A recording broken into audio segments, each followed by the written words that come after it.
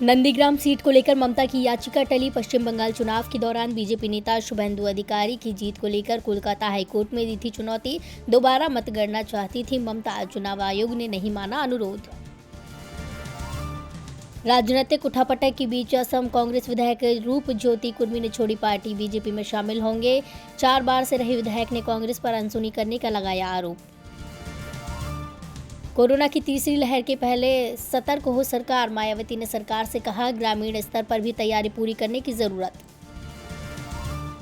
आप राज्यसभा सांसद ने बताई बीजेपी को चंदा चोरों की पार्टी, मामले की जांच की मांग की कही बात, कहा जनता से मांगे माफी। छत्तीसगढ़ सीएम भूपेश बघेल ने दिग्गजों पर साधा निशाना, नाम लिए बगैर बीजेपी के दिग्गजों को बताया तानाशाह, कहा जनता बहुत समझदार है, 2024 में जनता देगी जवाब। अमेरिकी data intelligence firm morning consult के सर्वेक्षण में स्वीकार्यता के मामले में पीएम नरेंद्र मोदी दुनिया भर के नेताओं से आगे। अमेरिकी राष्ट्रपति Joe Biden, British PM Boris Johnson समेत अन्य सभी नेताओं को पछाड़ा।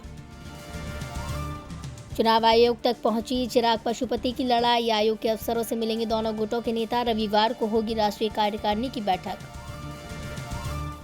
राजस्थान बीजेपी में फिर वसुंधरा राजे के पक्ष में उठी आवाज, पूर्व सांसद बहादुर सिंह कोहली ने कहा प्रदेश भाजपा का नेतृत्व अगर वसुंधरा के हाथ में होता तो गहलोत सरकार पिछले साल ही गिर गई होती।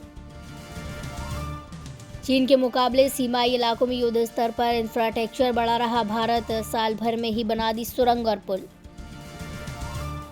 भारतीय उद्योगपति गौतम अडानी को आज फिर लगा करीब 3,07,000 करोड़ रुपए का झटका, दुनिया के अमीरों की लिस्ट में अब पहुंच 19वें स्थान पर। न्यूयॉर्क शहर में गूगल ने खोला अपना पहला ब्रिक एंड मोर्टार स्टोर, जहां ग्राहक कर सकेंगे हार्डवेयर और सॉफ्टवेयर उत्पादों का व्यापक चयन, pixel phone, Stadia, Wear OS आदि सब कुछ है शामिल। भारतीय मूल के न्यायमूर्ति महमूद जमाल कनाडा के सर्वोच्च न्यायालय के लिए हुए मनोनीत। जस्टिस जमाल अब तक दीवानी, संवैधानिक, आपराधिक और नियामक मुद्दों पर सुप्रीम कोर्ट के समक्ष 35 अपीलों में हो चुके हैं पेश।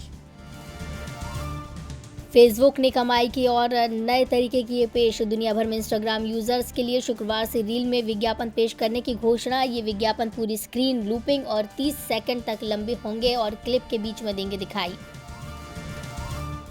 इजराइल जर्मनी को बेचेगा 69 radar system, Israel aerospace industries ने जर्मनी से ये सौदा 36 मिलियन यूरो में किया। ये सिस्टम आईएस के वॉच गार्ड हैं जो 5वीं पीढ़ी के motion detection tactical ground surveillance radar हैं।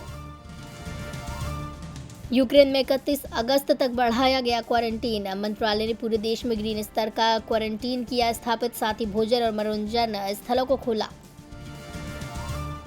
महामारी दौर में फ्रंटलाइन वर्कर के लिए क्रैश कोर्स की शुरुआत, 26 राज्यों के 111 प्रशिक्षण केंद्रों में पीएम ने वीडियो कॉन्फ्रेंसिंग के जरिए की शुरुआत, 1 लाख युवाओं को करेंगे प्रशिक्षित। PhD NET SET qualified candidates को जॉब ढूंढने में नहीं होगी कोई परेशानी, जॉब पोर्टल से ढूंढ पाएंगे नौकरी, यूजीसी ने की सराहनीय पहल। कन्नड़ अभिनेता और एक्टिविस्ट चेतन कुमार के ब्राह्मणवाद पर बयान देने के बाद बढ़ा विवाद, पुलिस करेगी पूछताछ, पिछड़े समुदाय का मिल रहा समर्थन, ब्राह्मण डेवलपमेंट बोर्ड के अध्यक्ष और एक अन्य संस्था ने कराई शिकायत दर्ज। बॉलीवुड तक पहुंचा वैक्सीन घोटाला, 365 कर्मचारियों ने कौन सी लगवाई वैक्सीन नहीं पता, फिल्म मेकर रमेश तौरानी ने जताया संशय, कहा नहीं पता असली कोविशील्ड लगाई या कोई सैलाइन वाटर। टीम इंडिया का रिकॉर्ड, 2004 के बाद साउथहैम्पटन में नहीं हारी कोई मैच, WTC का फाइनल आज से, द्विपक्षीय सीरीज के लिए अनलकी रहा ये मैदान।